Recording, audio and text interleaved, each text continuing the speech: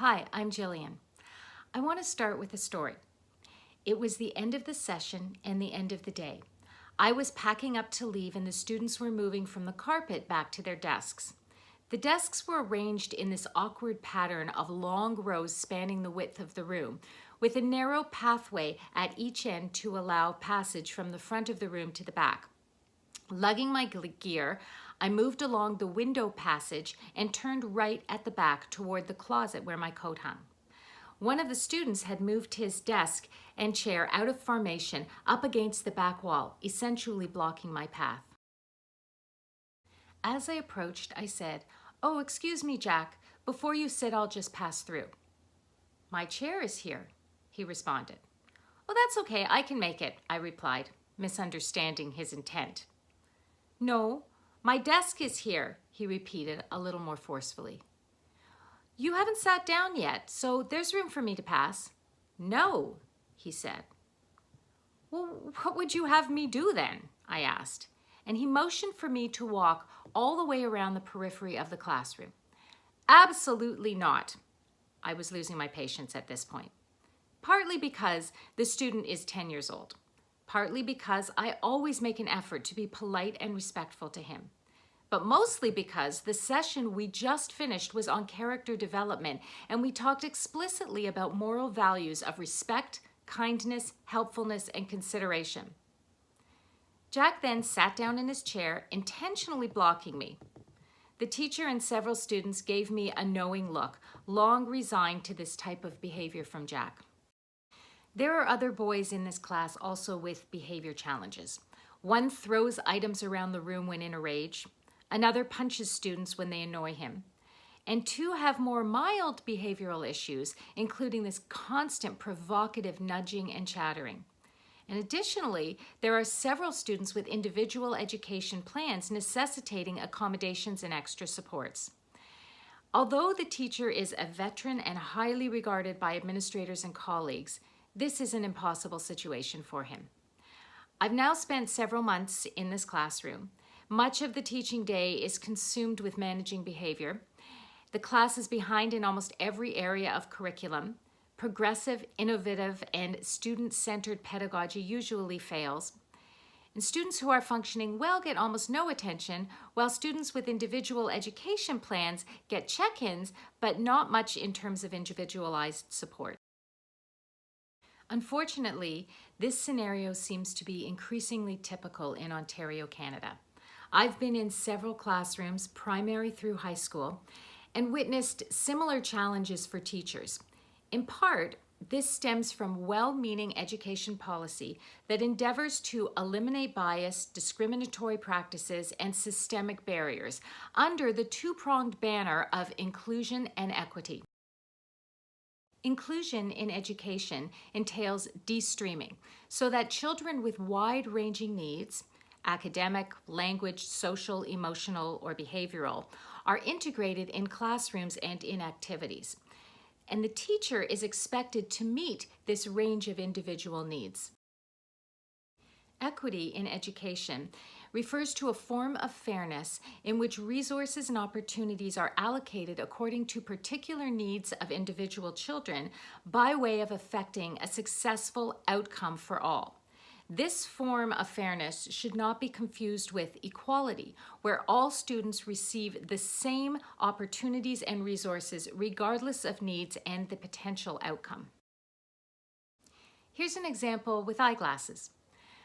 When everyone gets eyeglasses or no one gets eyeglasses, regardless of their eyesight, that's equality. When only those who need eyeglasses get eyeglasses, that's equity. So I want to propose that while inclusion and equity are compatible conceptually under the social justice umbrella, in practice, they may actually conflict.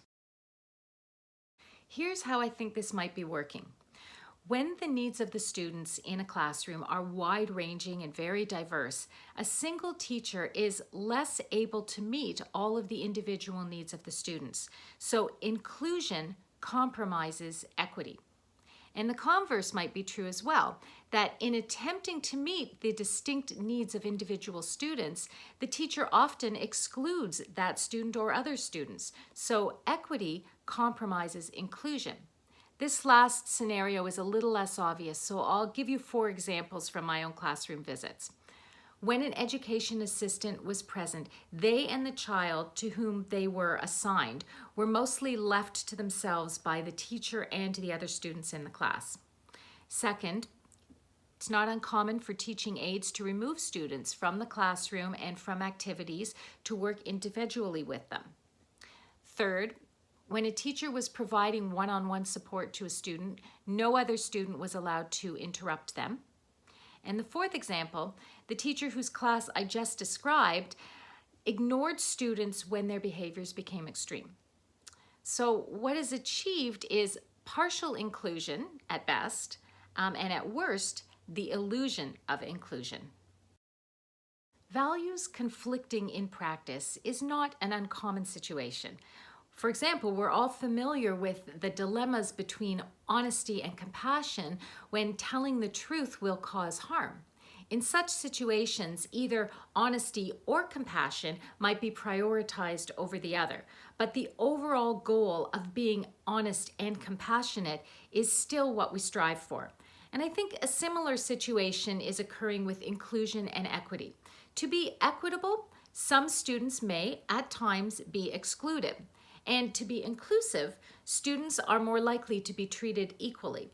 In any given moment, one value may be compromised for the other. So I would suggest that achieving justice overall requires balancing inclusion and exclusion with equality and equity. Practices that aim for both inclusion and equity might be unrealistic for a single teacher in a diverse class. But it seems morally justifiable for some practices to compromise equity in order to prioritize inclusion, and for others to compromise inclusion to prioritize equity. Such practices seem more realistic for teachers with diverse classrooms. And if this is the case, then the goal would be for teachers to balance these practices so that the classroom is a place overall of equity and inclusion. Practices that align with exclusion and equality, however, are morally problematic and should be avoided. Here are a few examples. So I encourage teachers to carefully examine their practices through this lens to ensure that their best efforts and good intentions do not inadvertently and unnecessarily exclude students or compromise their potential success by treating everybody equally. But also to be aware that there are times when exclusion and equality can also serve moral ends. Teaching morally or in morally justifiable ways, including attending to social justice values, is a complex and nuanced business.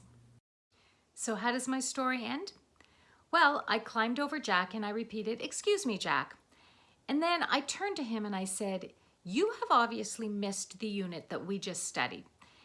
This behavior is disrespectful and inconsiderate." Now, I'm not sure if this was the right thing to do or say. Jack is struggling socially and behaviorally. But the other students were watching and we were at a standstill. Had I given in to Jack and walked to the periphery of the classroom, I would have been conceding to his disrespect, unkindness, unhelpfulness, and lack of consideration. Not only would this undermine the character unit I just delivered, but it would also undermine the values of inclusion and equity, which at their core depend on moral values of respect, kindness, helpfulness, and consideration. So let me know what you think.